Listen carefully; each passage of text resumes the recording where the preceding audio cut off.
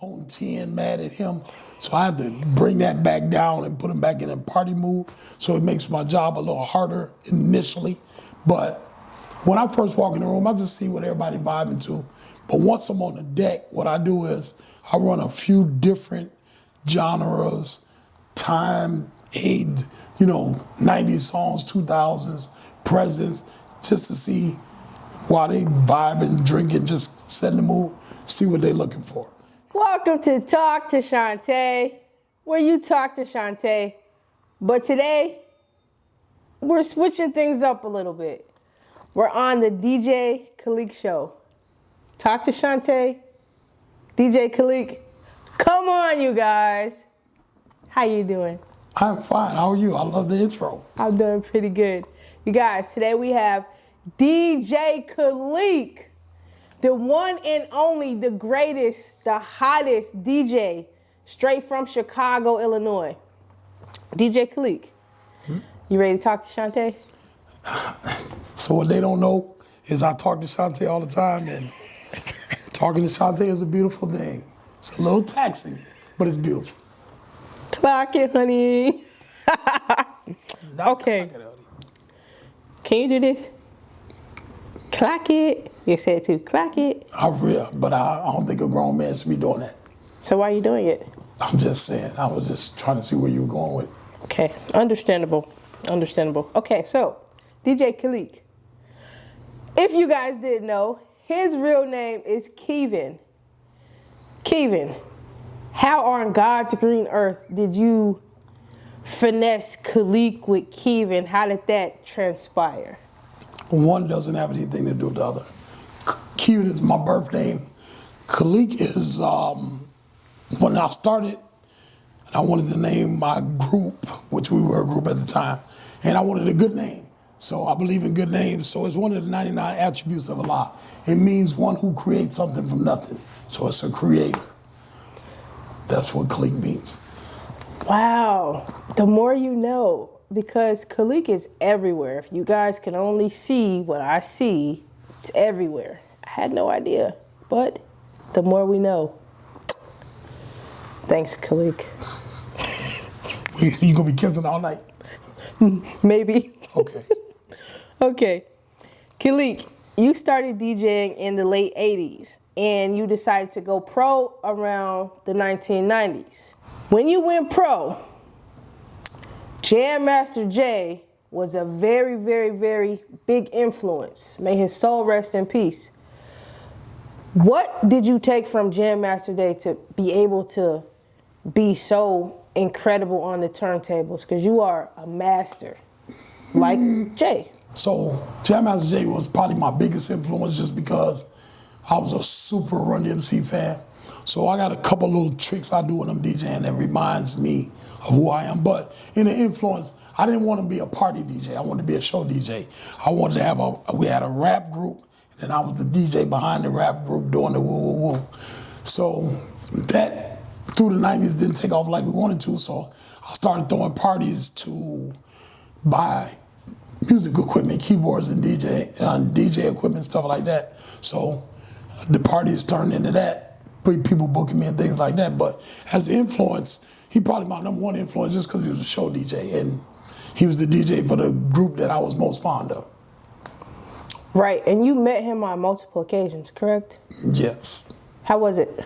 It was different. So I'm a person, meeting people is like not a real big deal to me, but I had an opportunity to open for them at a club, what's called Club New at the time. And I opened for them and they was just sitting there talking. They talk like regular people. So now Ron, I probably talked to Ron a million times. I've met him, but Jay just twice. I'm glad you got to meet the great Jam Master Jay, because I know you absolutely love that man.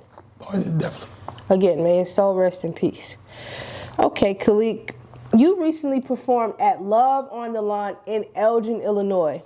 Yep. And you were on stage with other acts like Kid Capri, DJ Sundance, and DJ Rodney.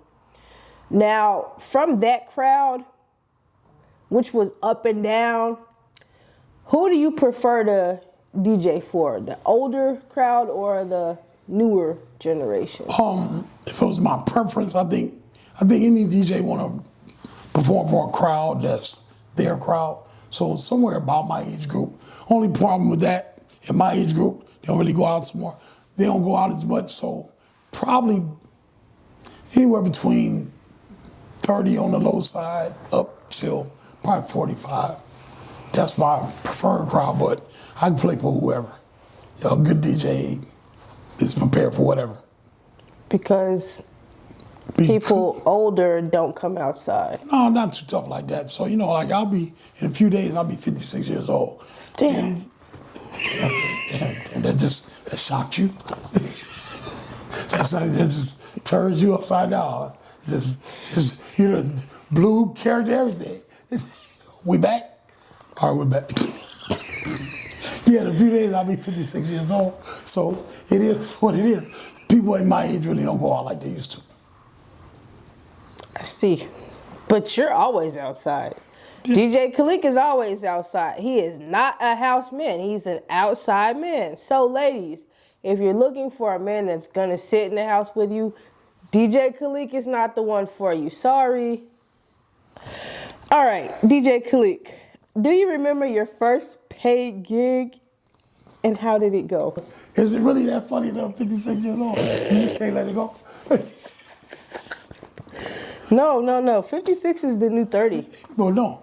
Age don't matter. It's how you conduct yourself. My first paid gig, it was two legendary DJs. They were brothers. They was called the Fat Boys. And they brought a lot. They really impacted the scene of DJing in Aurora, west suburbs. But they had a gig, and it was a basement party, and they did one night, and they didn't want to do the other night. So they asked me what I do, and I was like, man, I don't have no equipment. We was like, we left our equipment there. I was like, all right, I don't have the records. He said, all the records there. So they just basically let me have it. So I wound up being my first paid gig. It was a basement party. I probably DJ'd till 4 in the morning for $50. $50 was a lot of money back then. Not for that much work, though, but it was. Exactly. You know, inflation and the cost of things now. Back then, $50 was a lot of money. Well, $50 and you DJ about 10 hours, what is that? Slave work. Slave manual. What's that, $5 an hour? Slave labor. That's horrible. I don't think that was the market rate back then. Yeah, no. Assuming you had fun, though, right? You enjoyed we had yourself? We had a ball. That's good. 10 hours of work for $50 is what's that word? You're driven. You had a lot of drive. Okay, yeah. That $50 made you who you are today, though. Can we get amen? Amen. Okay. Now, DJ Khaaliq, being that you've been in this industry for 30 plus years on the turntables, how on God's grace, you started in your 20s and you are almost 60 now. How on God's green earth have you kept it so fresh? Staying current. So tools matter.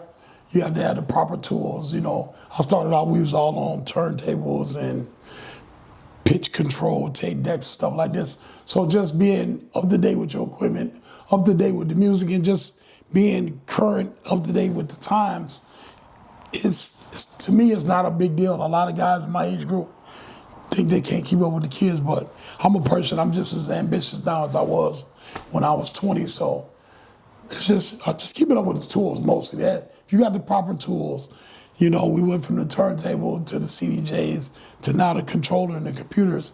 I keep my equipment up to date, keep the music up to date, and try to be fresh for the crowd. That's it. Keep the music up to date. So do you play Lil Durk and Chief Keef and all the new stuff? Right, okay. But depending on where I'm at. So I got a card like Chief Keef. I was at last night, I played the one joint. Finito? Finito. You gotta play Finito. Yeah, but when you want to start a riot, though, we was at a wedding. You want to start a riot at a wedding. So we was at the wedding. So depending on where I won't play that record at the record. If it's a crowd full of those Finitos, yeah. I'm not playing that record. They want to get their blood boiled. Everybody, but that's a super hit, and especially in our era. And then in our area. But then the crowd was grown and they was adults, so it won't start a riot. That makes sense. The record hit. So I will play Sexy Red. I mostly play their top hits. Yeah. But it's so hard to play because they're so filthy. Okay, so now that you say that, music nowadays is real filthy and raunchy, but music back then was filthy and raunchy too. Oh, yeah, so exactly. Trina was, hey baby, Trina was the filth and raunch now. But Choice, Lil Kim, they were filthy. You know what the difference is? Don't stop, pop that, let me see you do brown. I wanna rock, You know what the difference is? No. Lil Kim was rapping. Mm-hmm. They're really doing it now. So she was I'm sure she had I'm sure she was a little raunchy in her personal life. But now these young ladies are doing exactly what they say they're doing. So that's the difference. So, when I was, NWA, like we knew, like they would be up there with guns, but they really wasn't shooting people. We knew that. Or some of us knew. But these young ladies are masculine. You know what I'm saying? They see Lil Kim, it was raunchy, but it was lady raunchy. They're masculine raunchy. They talk like the dudes now, like they're gonna get rid of you, they're gonna take you down one and done. I mean, can you blame them? You can blame anybody for what they do. Yeah, I know. Yeah. See, the 56 and the 30. See, when you're 30, y'all say, oh, well, so-and-so did it. No, when you're 56, you be like, no, I made a bad mistake. Full ownership, full responsibility That's you it. have to take. And I'm gonna tell you, I ain't gonna tell y'all on camera that this young lady delayed me today. And I took full responsibility for the delay. Partial. Learning every day. You never stop learning, even if you're 56, 57, 58, 59. You still learn every day. So you're never too old to learn. Now, Khaaliq, when you walk into a room, what's the first thing you notice that tells you how the night's gonna go? So I'm an energy person. I pick up on energy real good. So most time when I walk into a room, I got a particular promoter I work with. I like working with him, but I don't like doing his parties from a DJ aspect because he promises people the world and he don't give them nothing. So everybody's energy is on 10, mad at him. So I have to bring that back down and put them back in a party mood. So it makes my job a little harder initially. But when I first walk in the room, I just see what everybody vibing to. But once I'm on the deck, what I do is I run a few different genres, time, age, 90s songs, 2000s, presents, just to see while they vibing, drinking, just setting the mood, see what they're looking for. And once I gauge that, then I know what to play. Usually only take about 2 or 3 records. And I'll say, okay, I see this is what we have for the night. You just played for a wedding yesterday. Now, what was the vibe of the wedding when you walked in? It was a high energy vibe. It was a big wedding. It was a kind of show off kind of wedding. Like everybody had the red bottoms and they had the smoking it. So it was really we're gonna do this for the grand wedding. So it was really that. But it was a party. Everybody was fun loving. Everybody's party. They came to have a good time. So it made my job easy. That's good. I like weddings. Did you get wedding cake? No, I didn't get wedding cake. Can I ask why? Well, so I'm a person like, when I'm DJing, I don't like to eat. I don't believe in drinking on the job. Understandable. I don't believe in, control your lower nature, get the job done and be done. So I'm like, traditionally, I'm not a DJ. Like all my DJ buddies, they get drunk and I don't drink on the job. I don't drink at all, but. Oh, a sober DJ. You've heard it here first. DJ Khaaliq is sober, everybody. and he doesn't eat or drink on the job. So do not offer him a cup of water. Don't offer him a piece of cake. Water. Oh, you drink water? I just won't eat. Oh. You gotta hydrate. Okay. But I don't drink. I smoke DJs and barbers. That's it. Mentality. Smoke 'em. Okay, Khaaliq. So you run Khaaliq Media, other businesses like Impact Media, Shy Flav, 2CC, etc. How do you balance being an artist and a businessman?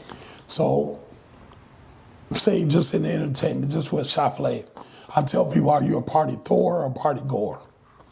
In the media, do you consume content or do you produce content? So I'm around a lot of people that consume. And I'm like, hey, stop doing that and post. You're a producer. So you gotta know what you're doing. So when I'm DJing from the aspect of just the DJ, I'm looking at it like, I wanna come in there, get my money and go. When I throw the party, even if I'm DJing, so now I'm controlling, putting people in the venue. So that's a promoter. Then at the time of the venue, all I have to do is DJ. So it's just shifting roles. So you just shift the role by what your plan is. And like back to what we said about drinking, if you're a party goer, you can get drunk. If you're a party thrower, you probably shouldn't, even though some people do. You know what I'm saying? So you just gotta know, you just gotta tread the line. Like business, the difference between business and personal is the debit card you're using. Your personal debit card, swipe that when you're doing that. When you use business, you use your business card. It's the same transaction or the same, you both own the cards. It's just, are you doing business or are you doing personal? So I'm pretty good at separating that. But, you know, when I'm at 2CC, that's the barbershop, that's the suites. When I'm there, I'm taking care of that business on Wednesday, Thursday, Fridays. But I got to tweak, the cleaning lady may come or may have to pay the rent through it, but that's pretty easy. I don't have to be hands-on with it. My weekends are concentrating on DJing, things like that. So most of the time I'm on my laptop Monday, like today, usually is my administrative days. So I try to do whatever I got to do for the business, but it's just, you just got to know the role and switch roles. You said a mouthful, but I'm learning that. Content, do you produce it or do you consume it? Both. Which one you do the most? Well, do you scroll more than you produce? Lately, I've been scrolling more than I produce. So you're a consumer, not a producer. At this moment, yes, I'm a consumer. But right now, we are producing. At this moment, I'm a producer. Okay. What's one venue or festival that's still on your bucket list? I don't know if it's a venue. I still want to play a stadium. So not a particular stadium, but just, you know, I played for 10,000 people, 12,000 people. But the European DJs, it'd be like a soccer field, it'd be 100,000 people. Yeah. And at that point, you can play Mary Had a Little Lamb, you can play whatever. It's 100,000 people you can't miss.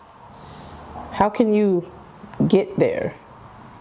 How can I get to there, or you mean, so let me explain this first, then I answer that question. A great DJ can DJ for 12 people. A garbage DJ can DJ for 2,000, 20,000. It's easy. Because it's 20,000 people and they come to party. You can play anything. It's 20,000 different opinions about rock, jazz, blues, whatever. But when it's 12 people there, you have to specifically know exactly what those 12 people want to stay on the dance floor. That's a lot of work. So if it's 20,000 people in the venue, you just play whatever. So that's it. Now, what do I have to do to get there? I'm actually in the process of growing my business internationally, or growing my brand, my DJ brand internationally.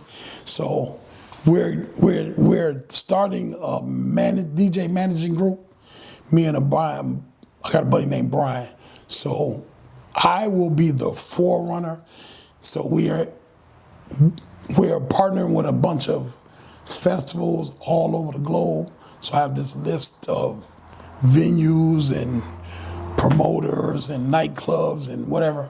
So we're working that angle, but while we run myself through it, we're gonna open up the doors to make a service for other people to do the same thing. That's so cool. It's like DJ school, kind of, sort of, or just kind of, except for it's more like a booking agency. But the key to helping yourself is helping others. So whatever you can do for others, you get the back end. Or if you do it for yourself, you always can do it for others.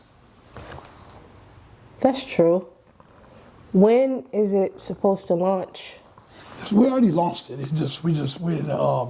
We're in foundation building stages. So that we have to find DJs that have websites, EBKs, sometimes a publicist. We have to find DJs that have what it takes to sell them.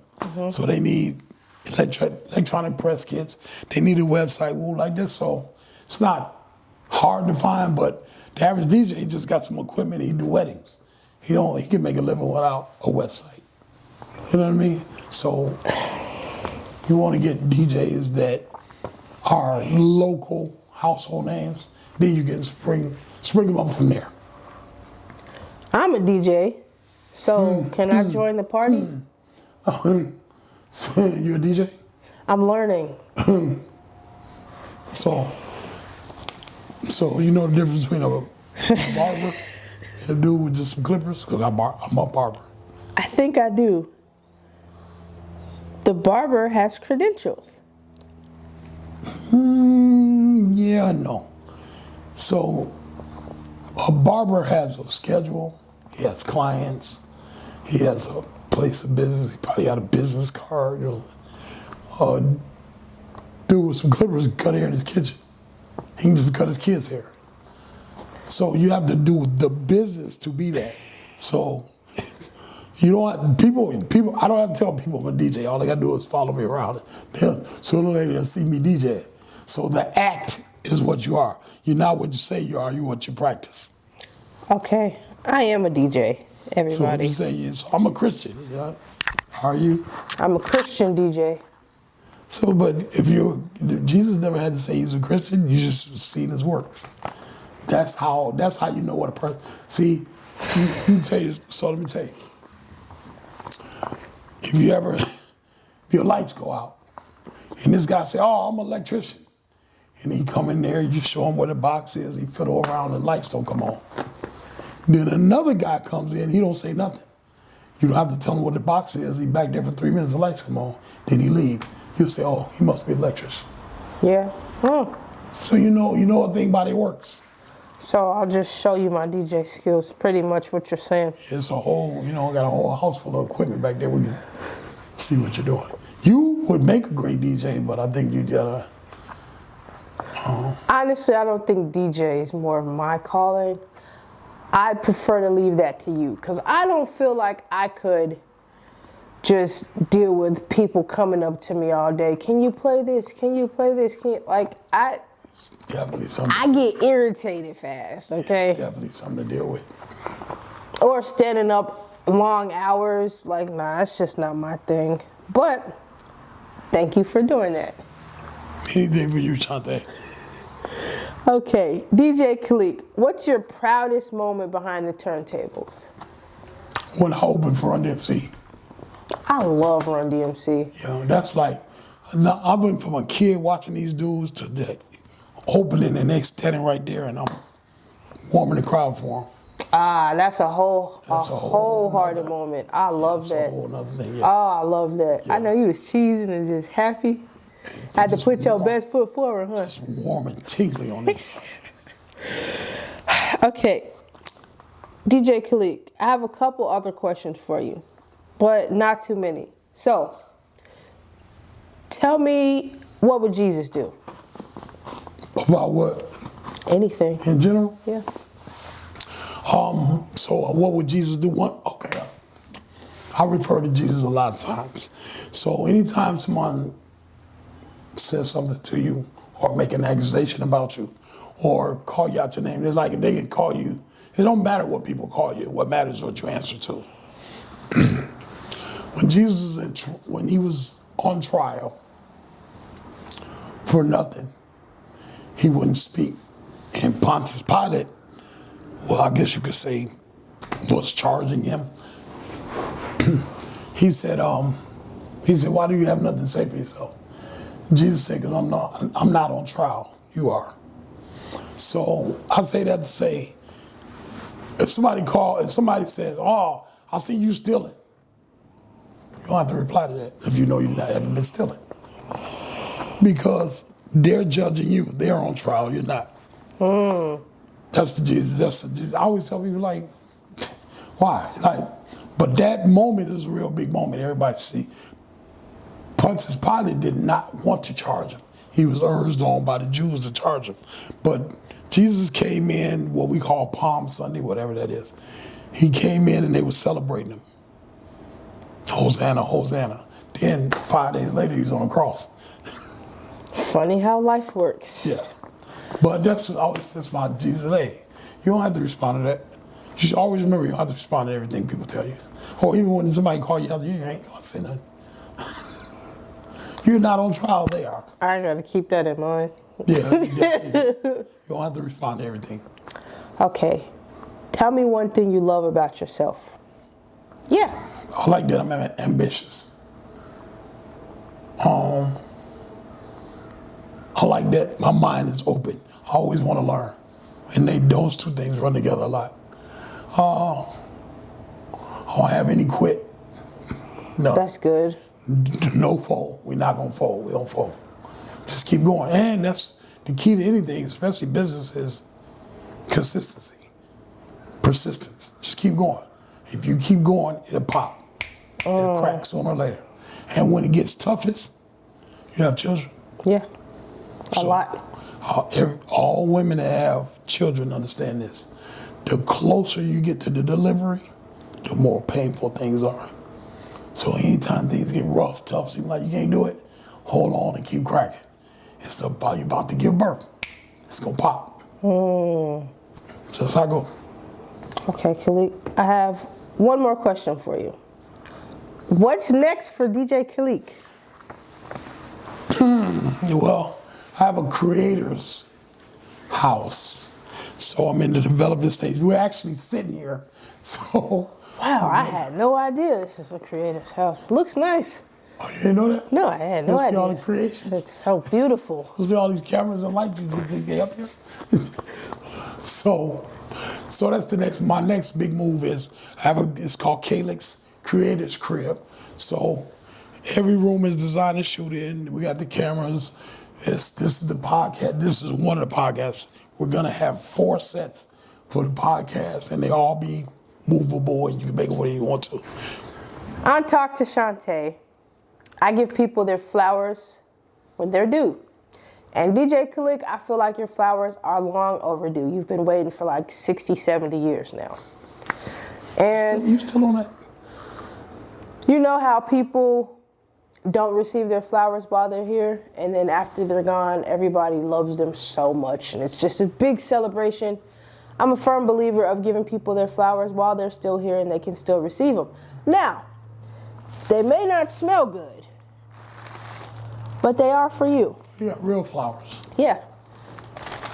And a candle from my brand, Choose Life Candles, so you can choose life and not death. Choose Life Candles? Yes. Okay. Real flower. What am I supposed to do with these? Give them to the girl back there.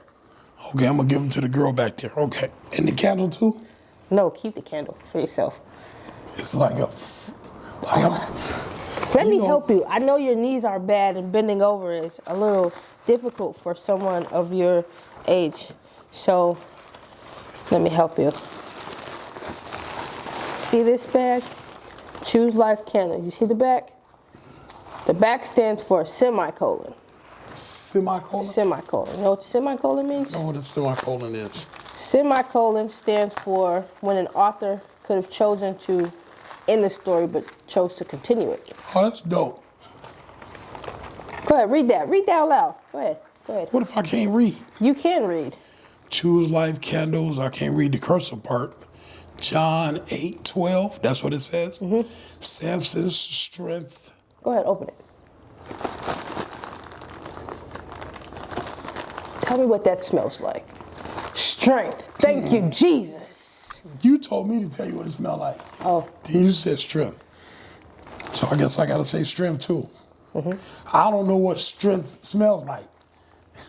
That candle right there. Okay.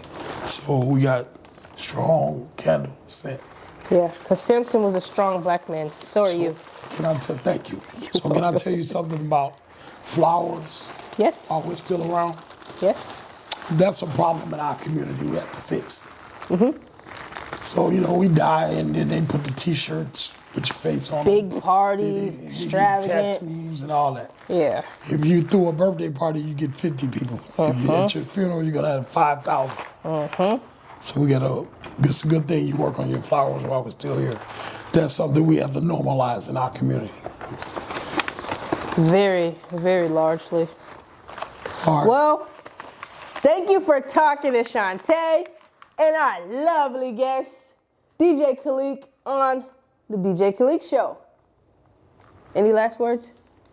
I think it's very big of you to take your Talk2Chante platform down to highlight my platform. But we're going to put it on your platform too. Because I love you. Love is tough, Chante. Because I hate you. Love is like, Chante got the kind of love that, you know what I'm saying, well, word and smile off the Mona Lisa type of love. So I think people have to really love you to deal with you. That's all for today's episode. Tune in on the next episode. Thank you. Bye-bye.